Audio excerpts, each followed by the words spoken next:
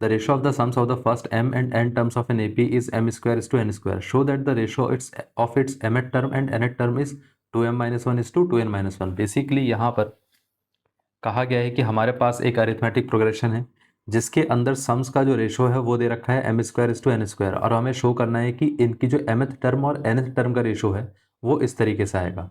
अब देखिए, सबसे पहले जो हमारे पास गिवन कंडीशन है उसी के साथ स्टार्ट कर लेते हैं। अगर हम SM की बात करें तो यहाँ पर हम क्या लिख सकते हैं, m/2 into 2 times of a plus m-1 into d, जहाँ पर हमारे पास इस AP का फर्स्ट टर्म a है और इसका कॉमन डिफरेंस d है, तो यहाँ पर ये आ गया। इसी तरीके से n टर्म, अगर n टर्म्स का सम देखें तो वो कितना आ जाएगा, n/2 into 2 times of a plus n-1 into d। इसका रेशो कितना था, m स्क्वायर इंटू इस टू n स्क्वायर। अब देखिए ये 2 से 2 कैंसिल आउट हो जाएगा। अब यहाँ पर ये जो m है ये इससे एक कैंसिल आउट हो जाएगा, तो बचेगा यहाँ पर सिर्फ एक m। इधर से n इससे कैंसिल आउट हो जाएगा, तो बचेगा क्या, यहाँ पर बचेगा 2a plus m-1 into D by 2a plus n-1 into D is equal to m/n। इतना क्लियर है। अगर हम क्रॉस मल्टीप्लाई करेंगे तो कितना आ जाएगा, ये आ जाएगा 2 times of a, 2 times of a m, 2 times of a n, 2 times of a n plus n times of m-1 into D is equal to m times of 2a plus m times of n-1 into D. इतना clear है। अब देखिए इस पूरे part को हम left side पे ले आते हैं, तो ये कितना आ जाएगा, 2 times of a n minus 2 times of a m plus n into m-1 into D minus of m into n-1 into D. इतना क्लियर है। अब देखिए अगर हम इस इक्वेशन को ध्यान से देखें तो यहाँ पर हमारे पास इसमें से 2a कॉमन आ गया, तो बचा कितना, n-m। इसमें से अगर हम देखें तो इसमें से d कॉमन आ सकता है, तो इसको अगर इससे मल्टीप्लाई करेंगे तो n इंटू m, इसको इससे मल्टीप्लाई करेंगे तो माइनस का n, इसको इससे मल्टीप्लाई करेंगे तो माइनस का mn, और यहाँ पर इसको इससे मल्टीप्लाई करेंगे तो plus m is equal to 0। अब nm और mn दोनों सेम ही है, तो यहाँ पर ये दोनों कैंसिल आउट हो सकते हैं। बचेगा क्या, n और m।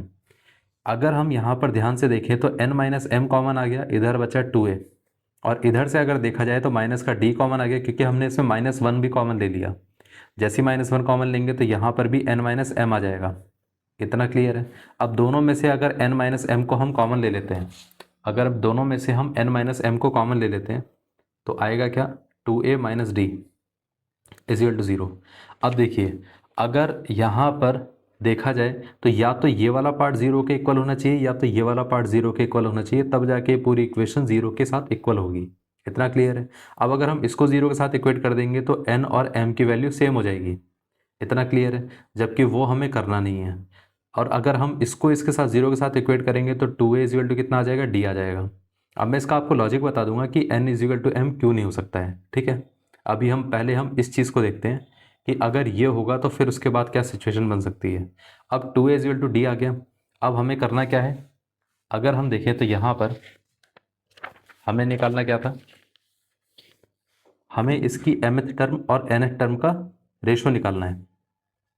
इसको हम ऐसा बोल सकते हैं ना कि 2, अगर यहाँ पर a plus m-1 into D by यह आ जाएगा a plus n-1 into D. अब हमें यह भी पता है कि 2a की वैल्यू कितनी है, d के इक्वल, तो हम क्या कर सकते हैं, d की वैल्यू यहाँ पर रिप्लेस कर सकते हैं, which is a plus m-1 into D. D कितना आ जाएगा, 2a, और यहाँ पर ये कितना आ जाएगा, a plus n-1 into 2a। पूरे में से a कॉमन आ जाएगा तो बचेगा क्या, इधर से भी a कॉमन आ गया, इधर से भी, इधर बचेगा 1 plus 2 times of m minus का 2, क्योंकि ये 2 इससे मल्टीप्लाई हो जाएगा, और बचेगा क्या, यहाँ पर बचेगा 1, और ये 2 इससे मल्टीप्लाई हो गया तो which is 2 times of n minus 2। इतना क्लियर है।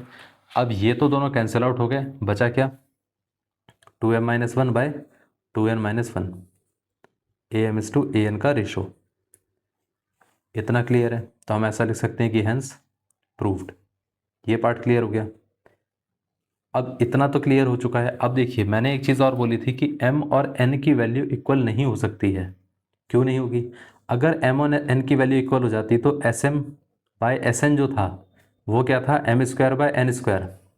तो यहाँ पर वो तो सीधा सीधा क्या आ जाता है, m और अगर n इक्वल हो जाता तो ये दोनों तो ऐसे रहते, m स्क्वायर बाय यहाँ पर m स्क्वायर, तो ये क्या रहता, ये आ जाता 1, और ये दोनों भी कैंसिल आउट होकर 1 इज इक्वल टू 1 आ जाता। इस चीज़ का कोई सेंस बनता ही नहीं, इसलिए m और n की वैल्यू इक्वल हो ही नहीं सकती। अगर ये इक्वल हो भी जाती तो फिर यहाँ पर रेशो वाली कोई बात ही नहीं आती, फिर ये क्वेश्चन ही नहीं बनता। इतना क्लियर है? इसीलिए मैंने कहा था कि यहाँ पर हम m और n की वैल्यू को इक्वेट कर ही नहीं सकते हैं, इसका कोई सेंस ही नहीं बनेगा, इसलिए यहाँ पर सिर्फ 2a = d आएगा। ये पार्ट क्लियर हो गया।